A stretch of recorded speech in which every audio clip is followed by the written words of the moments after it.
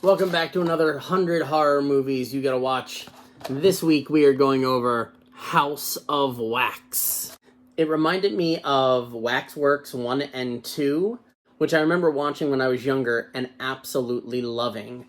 I was curious if this was maybe the original of those, and while it was in production, it was filmed under the working title of the Waxworks, but those were not a remake of this. There was a remake that came out in 2005 starring Paris Hilton that did not do as well as they had planned.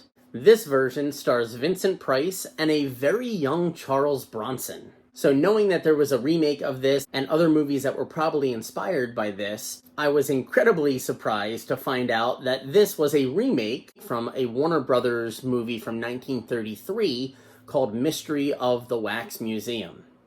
But this version is House of Wax from 1953.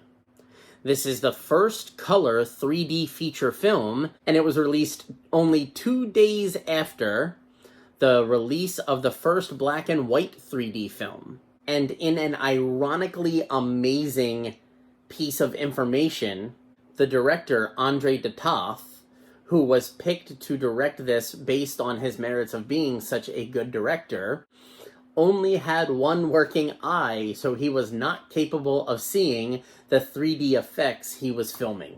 You would think that that would come up in conversation when they were hiring for the director. Let's get into the plot crunch of House of Wax.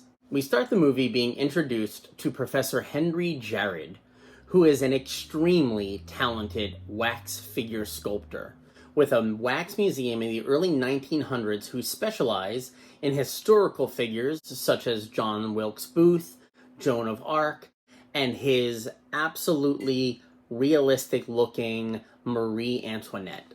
We meet Jared's business partner, Matthew Burke, who desperately wants out of their partnership.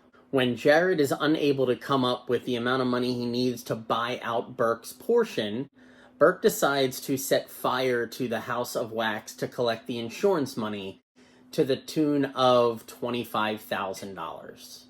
He also attempts to trap Jared in the museum so that he can collect the $25,000 by himself and not have to share it.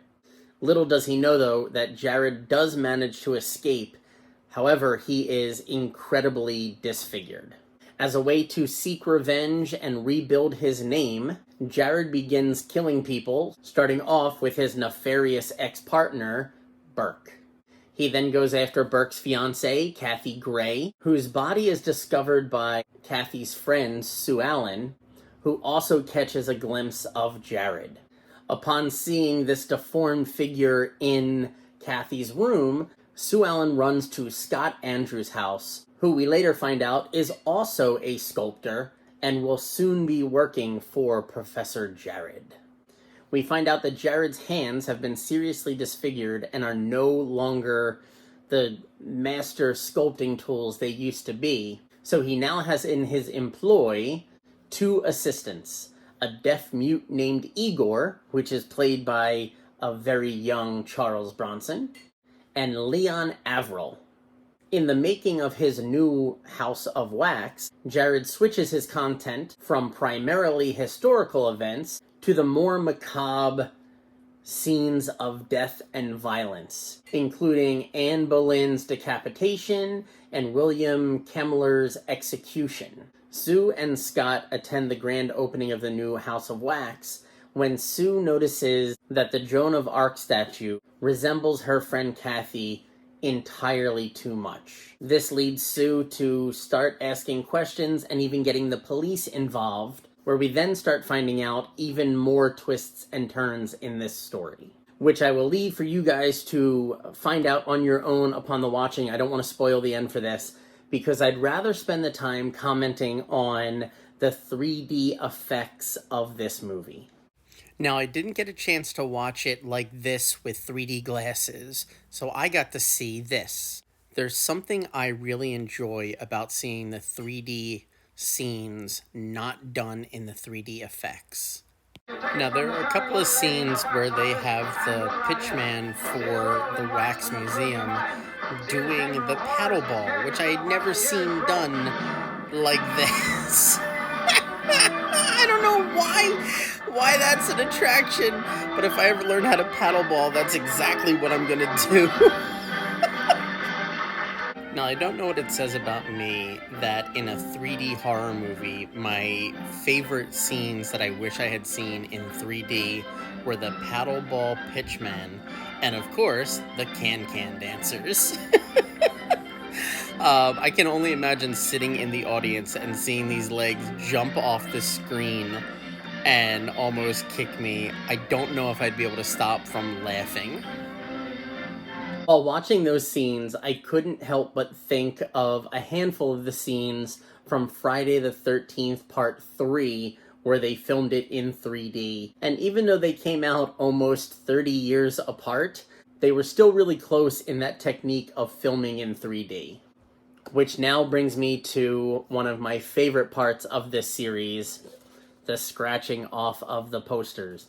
I really hope there's something 3D behind the scratch off, but I'm pretty sure it's going to be Marie Antoinette, maybe?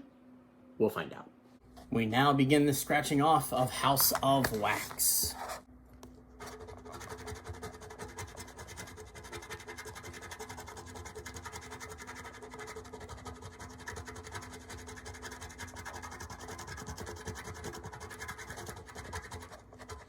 Yeah, I guess that makes sense to be the reveal of this.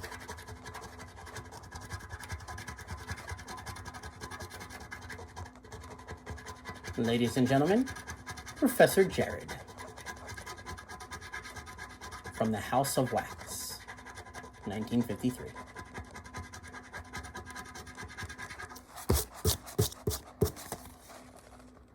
So that is the scratching off of House of Wax. Next week we will be doing Les Diaboliques, which I am pretty sure I mispronounced, but hey, it happens. I want to take a second to say thank you very much for taking time out of your day to check out this review. Hopefully you've hit those buttons down below and maybe told some of your friends. I want to send a very big thank you to my Patreon subscribers whose names are going to pop up in just a second. If you guys are enjoying these reviews and want to check out the Patreon to help support it, I'll add a link down below, which not only gives you the fulfillment of helping out a creator, but it also gives you a Patreon exclusive movie review on Mondays. It really does mean a lot that you guys are watching my videos and hopefully enjoying them as much as I enjoy making them, or at least enjoy watching the movies. The making them part is kind of really stressful. But until next time, I love you. Later days, and I'll see you next Thursday.